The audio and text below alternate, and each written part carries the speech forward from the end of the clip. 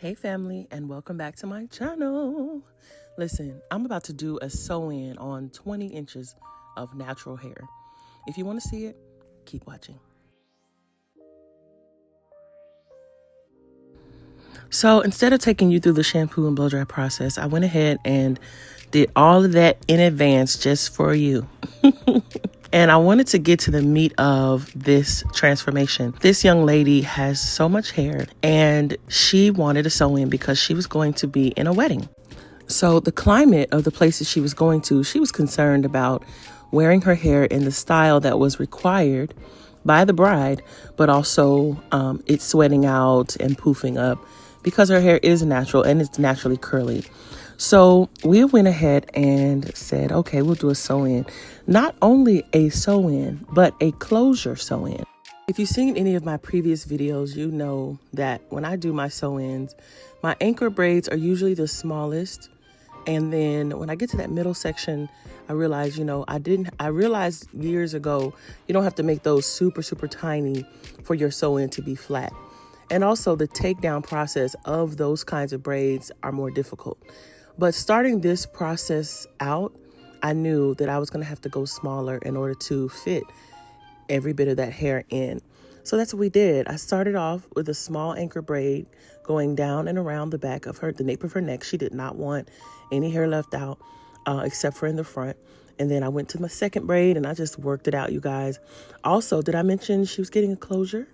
So I didn't have that little cushion to hide where, you can braid it a certain way and, you have her leave out, which is less hair that you have to braid. No, I had to braid every ounce of her hair.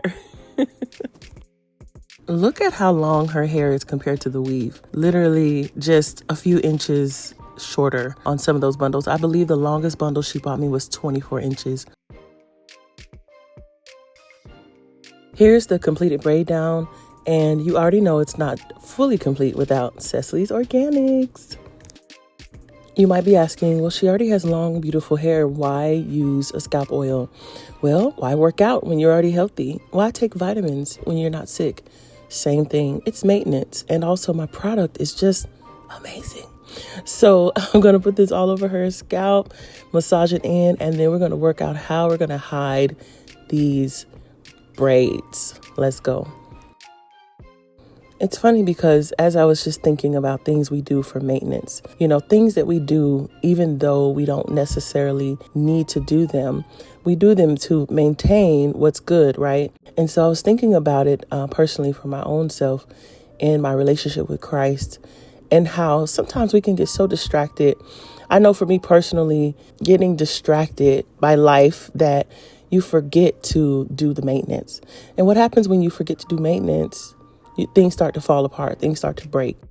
And so I know for me, like the vehicle, my car that I drive, I have to get oil changes. I have to make sure that I go in and get the inspections and the checks done to make sure that it's in optimal condition. The same thing for us, even though you may look healthy, you may look well, things may be going well in your life. The time that we spend with the Lord is so precious and important because only He knows what's coming around the corner.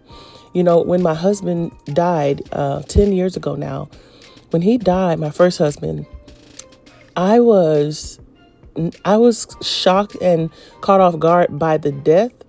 But because I had been with the Father and I had made His presence a priority, it didn't take me out. Y'all feel me? Like he died and I was like, whoa, I did not expect this as a 32-year-old young woman. But man, God, because I had cultivated time in His presence, it was like it prepared me for anything. So I want to say to you, that doesn't mean, somebody's about to die in your family. No, what I'm saying is get with God for the maintenance of your life and let Him surround you. Let His word permeate your heart. And what'll happen is no matter what comes, because it could just be somebody with road rage and you don't know how to respond because you haven't spent time in His presence and you end up popping back off of them and then it ends up this whole thing. What I'm saying is let's continue our maintenance with the Father, just like I did with this young lady's hair. Put some oil on her scalp. She doesn't need it. She doesn't have dandruff. She doesn't have inflammation. She has a really nice, healthy scalp and a really nice, healthy head of hair. But we do maintenance. Why? So that we can maintain what is good.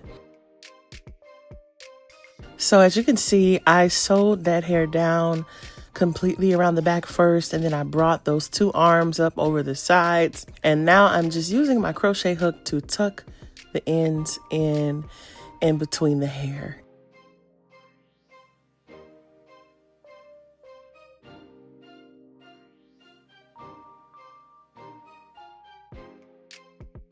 So I finished up those last few pieces, and this is the final look. The straight backs in the front, and then a nice secure foundation in the back. The next step we're doing, as you can see, I've already started sewing her closure down and securing the closure first before I do the bundles. This sew-in, I opted not to put a net all over. Because her hair is so thick, I did want her to be able to dig her finger in there and scratch if she wanted to. But I did do some netting on the side because that hair, you see the spaces between that hair there. I wanted to make sure that she didn't have any stress points on those finer pieces there. So I did put a net on her temples, like right on the sides. And I think that worked out well for her to be able to still get to her scalp, but also we protected the parts that needed to be protected. So we're going to continue on in the same fashion all the way up, making sure everything is nice and flat and easy peasy. So here's a moment of transparency and disappointment. I did not get an after shot of her hair. This is the most that I got. When I tried to record it after I curled it and get all the angles, I realized that I hadn't pressed record. And by the time I realized that she had already left the salon, so I asked her to send me a picture. And the picture she sent me was okay, but it's nothing like, listen, you see I had the wind blowing. I mean, it was so pretty. But alas, I didn't get that perfect after. I literally thought I hit record and I was just walking around with the camera like, okay, spin your head and turn and flip it, girl. And she was doing all the things and it did not record. So since I wasn't able to give you an after shot, I am doing a double feature today. This is the same young lady, and this is 3 months later, her coming in to have her sew-in removed, and she's going to get a silk press. So already, before we even get into it, you can see her scalp. You can see the little flakes there. The scalp is definitely ready for a good shampoo and treatment. And we're going to do all of that for her today. The sew-in itself is coming down fairly easy. No issues. And my apologies for my camera. I tried to film on cinematic this time just to see if the picture would be better.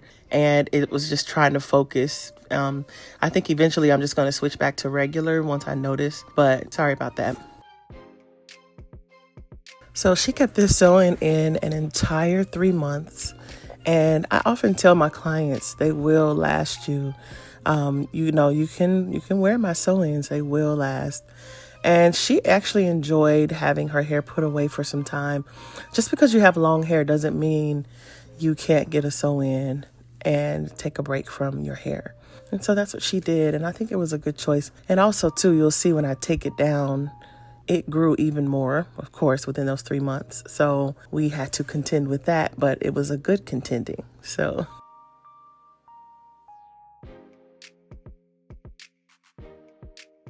as I start the takedown process of her natural hair, you can see her braids and how long they are. I mean, super long. There has been some growth. And you can also see there that buildup right at her scalp and how far away from her scalp it is. That's also an indication of how much her hair has grown. So that buildup is definitely crying out for a good shampoo. If you guys are not new to my channel and you know me, you know that before we do anything at the bowl, we're going to detangle that hair first. My dry comb out process has several steps. First, I use an ultra wide tooth comb to get rid of any big tangles or big knots. And then I like to transition to a medium width comb, which is what I have now, and comb through it. And then sometimes, depending on the client, I'll go back over it with a smaller wide tooth comb. After I finish the comb out, then I'll go in and gently lift any dry scalp that's still attached. There's my sweet little daughter. She popped in to say hello. I know to some, me combing this hair out again may seem like overkill, but if you know, you know. You do not want matted hair, especially at this length, at the shampoo bowl. So here's what it looks like after the shampoo bowl. If you've seen any of my previous videos, you know that I like to shampoo, deep condition, and then we plait the hair into 5 or 6 plaits. Pop the client under the dryer for about 10 minutes to get that. Really, for me, it's the scalp. The scalp is usually the main reason why I like to pop them under the dryer. Also, it helps for that leave-in conditioner to really soak into the hair before you hit it with the heat. And so, yeah, I love that process. It's worked well for me. And look how beautiful her hair is. No flakes anywhere to be seen. Okay. I was back there scrubbing away. Okay.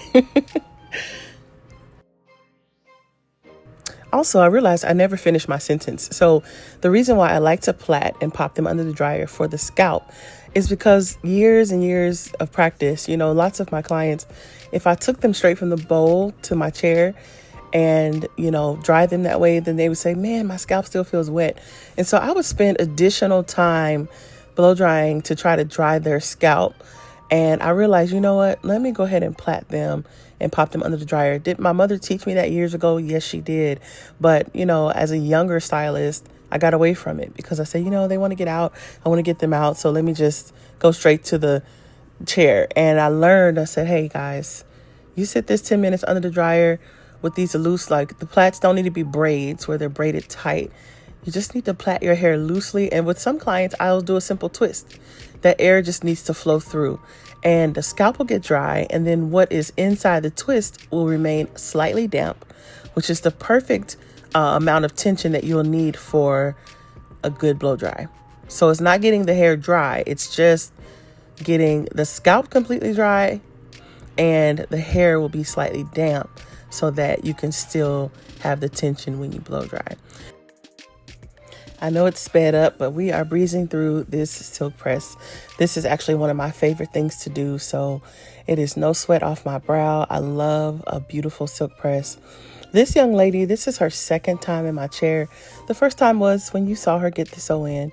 So I can't take any credit for how beautiful her hair is. She's done really well taking care of it herself at home. And as a new client of mine, I'm hoping to help her continue this legacy of beautiful, healthy hair. As you can see, I'm alternating between 2 flat irons. Sometimes it's just a flow for me. I love like when one of them is sitting for some time and it gathers the heat that I need, and then the other one can kind of recharge. Do they stay plugged in? It's electric, yes. But in my mind, I'm like, I'm going to alternate. That's just my thing, So everybody has their own thing. That's my thing. Also, if you notice, I'm only doing one pass only. I'll go over her roots with my pressing comb, and then I will do a single pass with the flat iron. And so these bigger babeless flat irons actually allow me to do thicker sections, whereas my thinner babeless flat irons, I need to take a thinner section or go down the hair shaft a little bit slower. And so it's just preference. That's it. I'll put a link to my Amazon storefront so you can purchase your own set of babeless flat irons. I will say, if you're not a licensed professional, be careful with the heat on those. I've had clients go and purchase them and come back and their leave out is completely fried. So just be careful with your heat setting. Normally, I would like to keep my videos between 10 and 12 minutes, but this is a double feature, so it's a little bit longer, but I thank you guys for rocking with me this whole video. You know how I'd like to do my silk presses, so I'm not going to show the full thing, but I am going to show you the end result this time. And this is her shiny, beautiful hair. She did get a trim when we did the sew-in, and when I looked again, I said, well, she doesn't need one, so this is our final look. She just wanted it bone straight, no curls, and it is absolutely beautiful. She enjoyed seeing and feeling her hair, and I enjoyed her in my chair. She's such a sweet young lady. And I know we're going to have some more adventures again in the future. So thank you guys so much for watching. As always, I really appreciate you all. Please like, comment, and subscribe. And you know what? Comment what you would like to see me do next. Talk to you later. Bye.